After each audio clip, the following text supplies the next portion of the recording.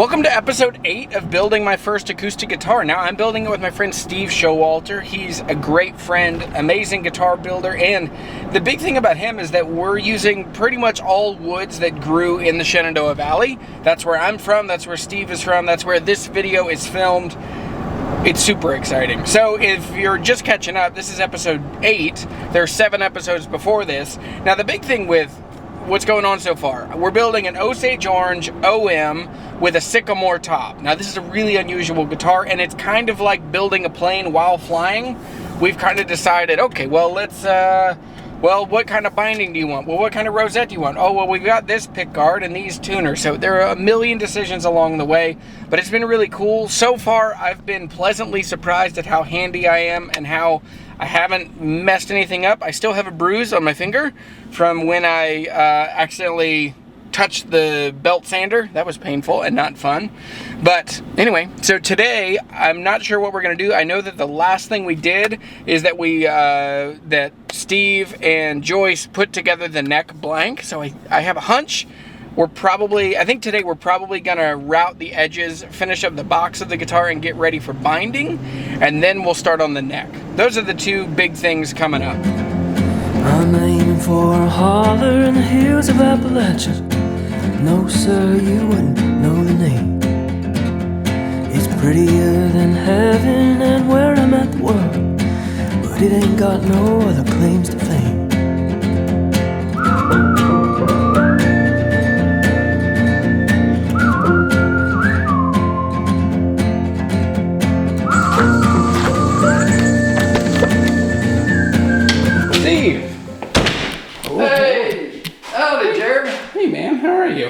Great. Oh, okay, there's a lot going on. So, yeah, you want to come over here and... Okay. So, this is episode 8. Isn't that crazy? Time flies, don't it? Yeah, okay, so we got a box. Top goes that. Man, that looks so good. Yeah, I like flip it around one more. So this was our little test. I'm glad that will be hidden, which we knew that would be hidden, but there was some guesswork there for sure, because it was my first time ever cutting a rosette. But the other thing that we did last week while I was at the acoustic shop and you guys did was the neck blank. So tell me about the neck. What do we do for this? And this is 3-piece. So this is about 5/4 board of the Osage Orange, and then we got walnut for the center stripe. Yeah, okay, so we should say we jumped ahead in time a bit. So we wanted to show how we made the neck block, because while I was in Missouri, you were here, and we're just realizing there's some things we're gonna have to jump time a bit. Cut this out, you get 2. So there are 2 necks. So if you order a guitar with an Osage Orange neck and a walnut middle piece, we could be guitar brothers in between the two. That is so heavy. Now, yeah, I've been making some spatulas for the kitchen. Oh, that's fun. Out of this leftover. Okay. Yeah. So I got a bunch of them. Let's sell some spatulas. How much? $20 per spatula. We'll send them to you. You can have spatulas from our necks. Yeah. Man, look at that grain on the end. How cool is that? Osage Orange, I love it because it has this really kind of mustardy color. And, but okay, so that's how we jumped forward just a week or so. So that probably could have been an episode by itself, but instead you get 2 minutes right now. But okay, so we're moving and grooving, and next up we're going to do some more work on the body. So I told Steve a minute ago, the analogy that I've used is like, it's kind of like we're building an airplane while we're flying. Because so a couple weeks ago we're like, well, let's do, this would be, how cool would that be with an ebony stripe down the middle? And we didn't, well, I didn't think to ask, do we also have ebony for the neck? We didn't plan the neck. And so anyway, so now we have a ebony stripe on the back of the body and then walnut going down the neck of the guitar. But I think it's really cool. And what's so cool is that, you know, walnut grows in the valley. And yeah, pretty much all the wood you get is from around here, right? Yeah. So cool. Well, what are we up to today? Well, you want to route this off down flush with the sides. And then clean this up real good here. I'll put a scarf joint, Right. veneer on here to cover that joint.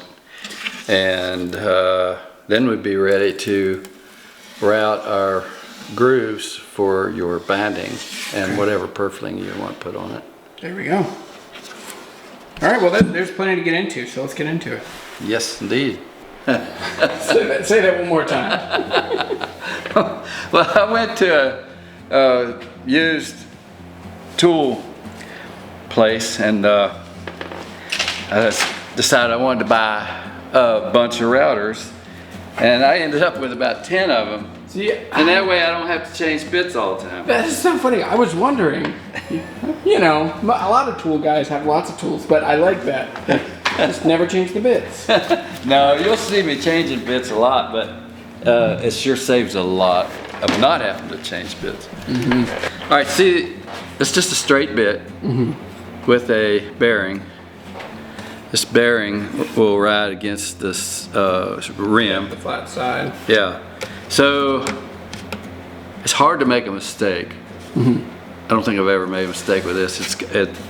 Unless something happened that the bit would break or that thing would come missing. But you got that bearing right. It's there. That bearing saves. So this is just flush cut first? Yeah. Okay. And then we'll do the notch for... Yeah. Got it.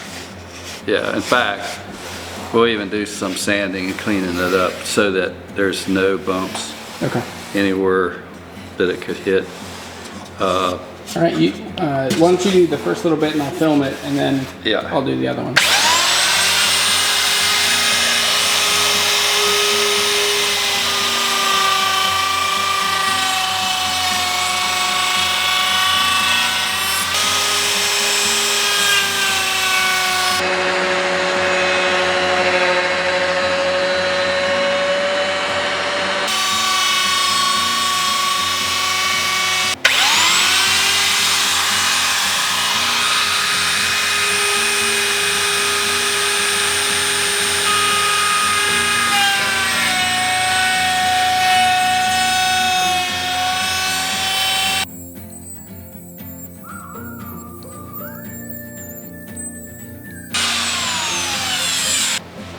Yeah, this thing moved. Does that matter?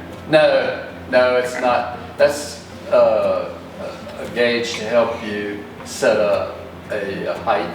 Oh, got it. But then once you're set up and clamped with this clamp here on the side, Got it. then Oh, it's not. Okay. it doesn't matter.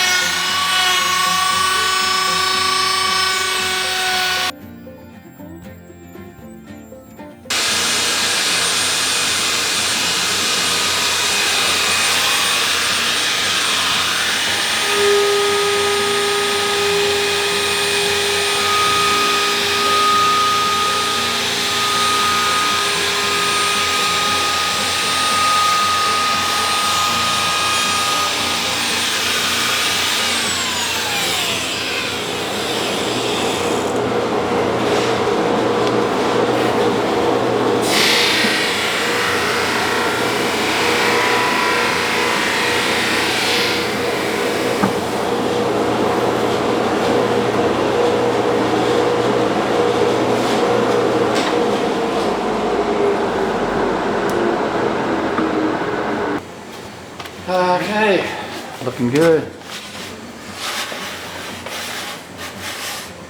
Okay, so now we gotta sand this off so we can work on this.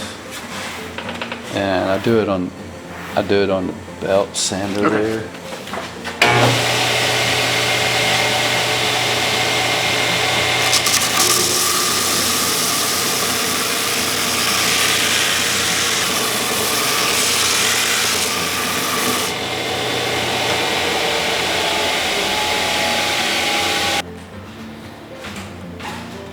I love routers and they terrify me. What we do is make it tapered. I go from Got it. wide down to narrow here. And so Yeah. Is anyone like? It seems like getting these three things to be perfectly in line would be so hard. Exactly. Is that so? That's the whole reason, or probably a big reason why people do this. Yeah, because you don't notice it if it is off. Well, also I'm realizing like any guitar I've owned, I've never like held it and examined it. Now I'm gonna hold and. Yeah. Actually, now this is pretty good as far as. Usually they're not any better than this. Sometimes. I kind of want to show people what we're talking about. So you have to get those three lines. Yeah. Well, first of all, it doesn't really matter about this line because you got a lot of play on that. You're not going to ever see a result of this being so I shouldn't really, or you wouldn't have to worry as much about getting the sides exactly placed as long as you're underneath this joint. I call it a scarf joint. Yeah.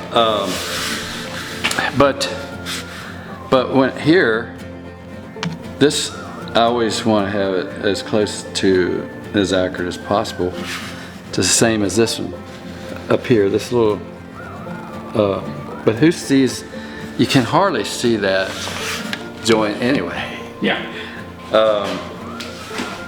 But, so I start out just checking with the square, see where I'm at, and I see how much I'm off. Well, so what I want to do is take, let me adjust this thing a little bit. Okay, I don't want square because I want taper. So I'm gonna taper it. Have about a quarter past on each side here. I mean, that's what I'm gonna just start. So it'll be a out. half inch at the bottom, isn't it? A quarter and a quarter. Yeah, up to about an inch at the top. Okay. If you're happy with that, Yeah. I will make a piece of the sycamore. Yeah. Oh look. Look at that. Say, look how much different colors and patterns of grain I have. You can choose which one you want out of that one piece. Yeah. I like this stuff. You want that? What would you do? That's, I just love this side to side. I guess what I kind of like. I love it all, but I like the whole thing. What I like to do is instead of having it where the whole thing's gonna all be almost looking like the grain's going. That's true, because the grain is going this way. And it would be maybe something like this where you get a little bit of both, especially if you can have it in the center. Yeah. But use your imagination. Yeah. What is your inclination with your imagination?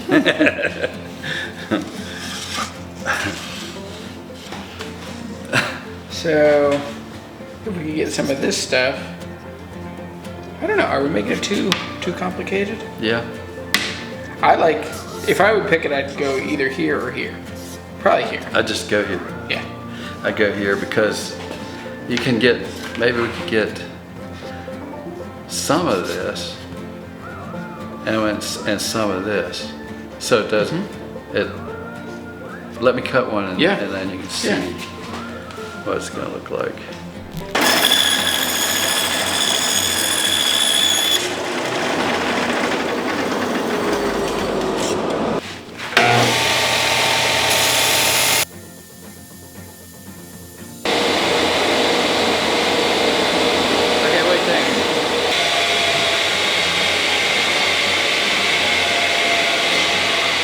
Yeah, I did this way the first time, and now I made 110. I kept thinking I was going to improve my jig.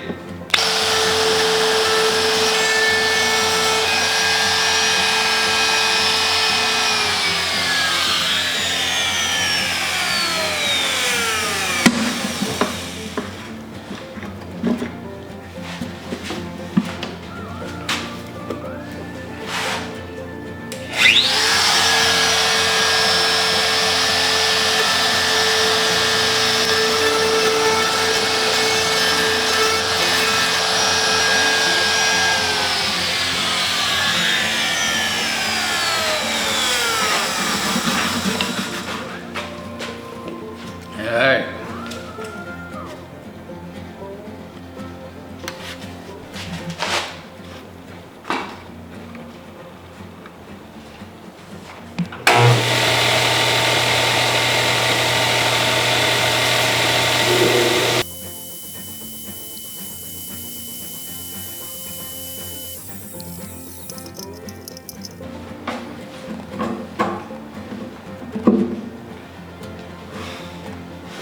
So we're not going through the top or the back.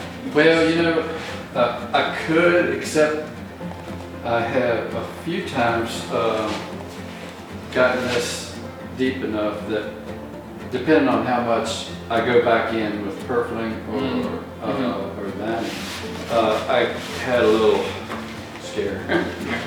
And so this way, it would never be a problem. Okay. Because I can route off what I need, I mean what it's set for.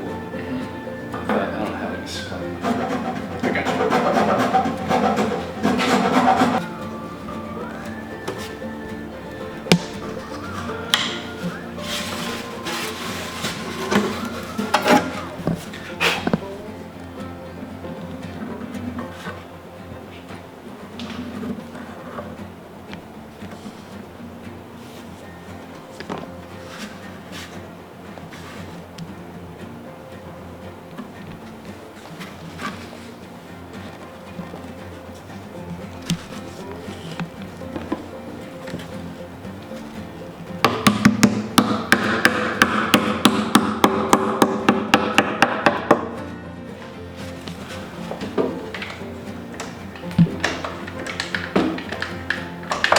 Alright, come on now, stay in there.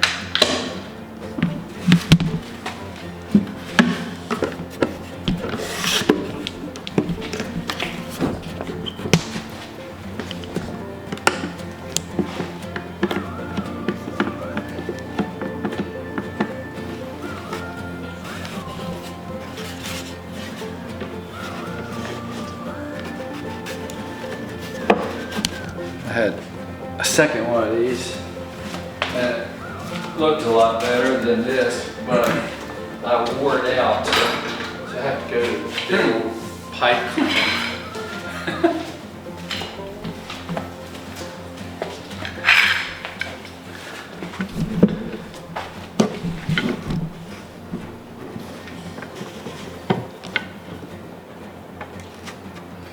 Main thing I use these pipe clamps for is gluing those 3 and 5 piece necks together. Oh yeah.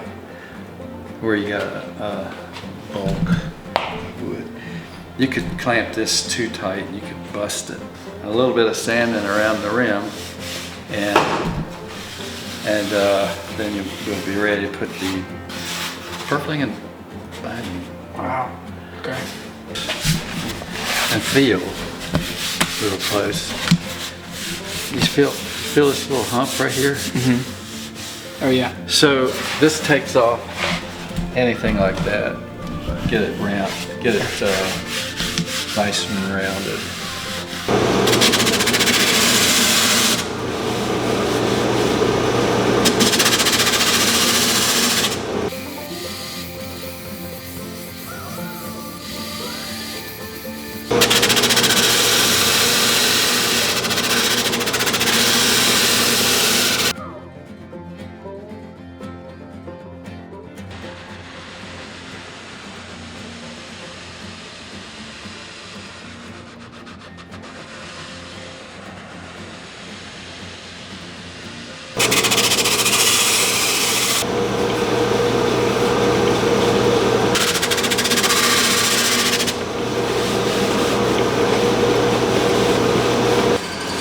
We are ready to start grooving. It's a herringbone purfling. Okay. It brings it in on the top. Yeah. Okay. And then you got your binding over that. And then over here, I just have the binding and no purfling. So the purfling, if you had it back. Oh yeah, we definitely need to do purfling. Okay, so are you wanting? So this is a herringbone. in here too. Yeah. I have one more set of this if you wanted this, but we didn't put the herringbone in here. No, but I like the herringbone against the tortoise. Okay. Yeah, I would like to do that. We can do that. And then on the back, what do you want? Just this and We do it just like this, pretty simple. Okay. That's another router.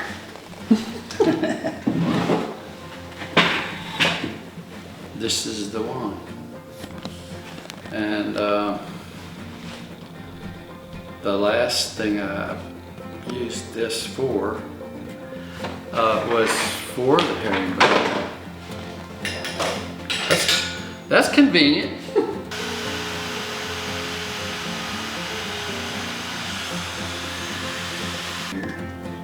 And it leaves just enough for the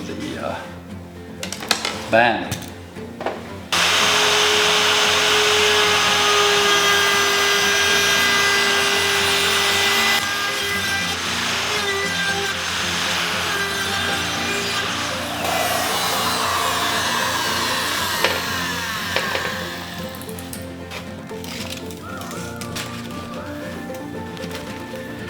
Around here.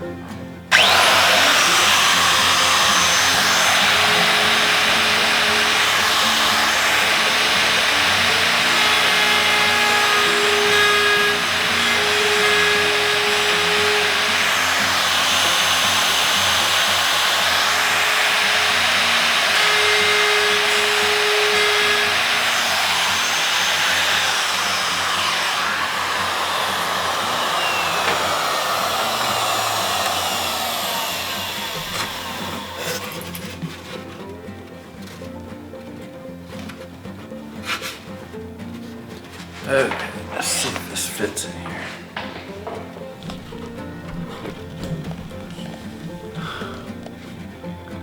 It's just a little. That's good.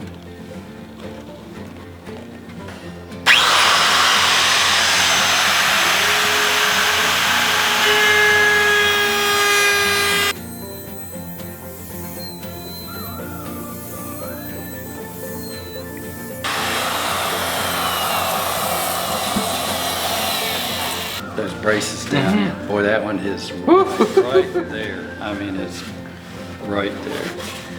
But all of them are good. So hopefully these are working good too. So I'm gonna cut the back side too, because it's right. While it's set right there, before I go changing it for something else.